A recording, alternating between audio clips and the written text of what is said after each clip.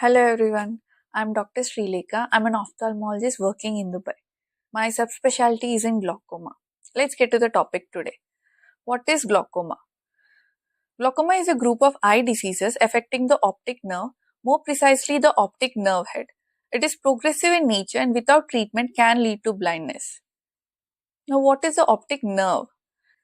There are multiple nerves in the body that transmit signals from the brain to the organs and then back to the brain. One such nerve is the optic nerve.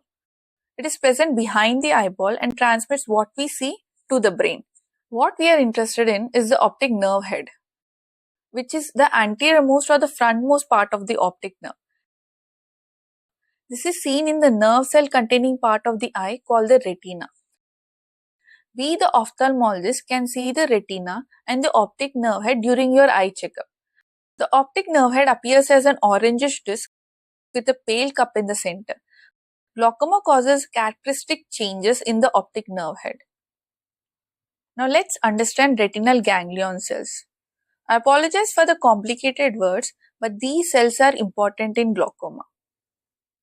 The retina has multiple layers of nerve cells, and the cells closest to the eyelids are called the retinal ganglion cells.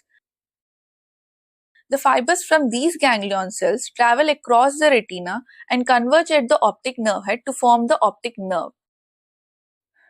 A healthy optic nerve has over 1 million retinal ganglion cell fibers. Damage to these fibers results in retinal ganglion cell death, thus leading to glaucoma. So why does this happen? Many theories have been put forward to explain glaucoma.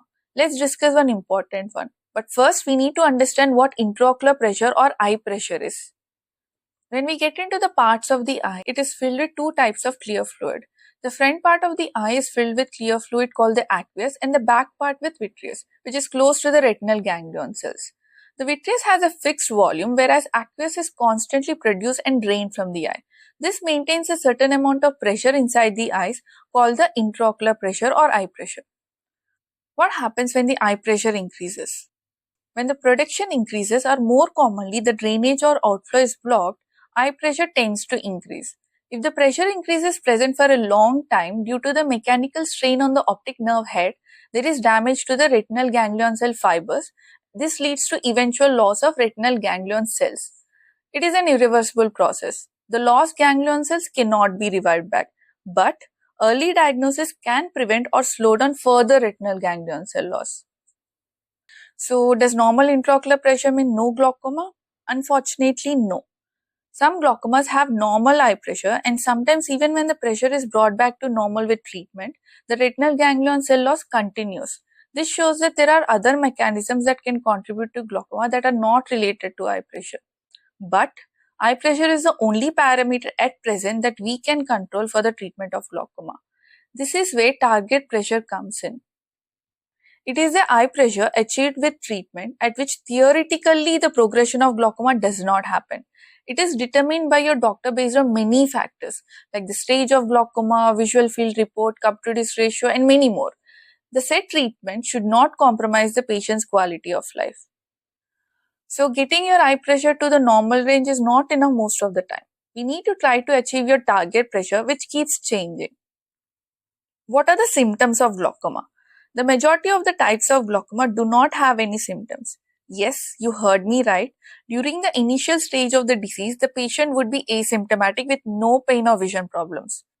Some types of glaucoma can present with symptoms like eye pain, colored halos, intermittent vision loss, sudden onset painful vision loss, nausea, vomiting, etc.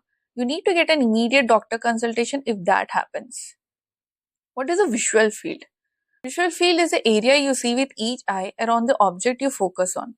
The visual field loss in glaucoma usually starts in the periphery and then progresses towards the center.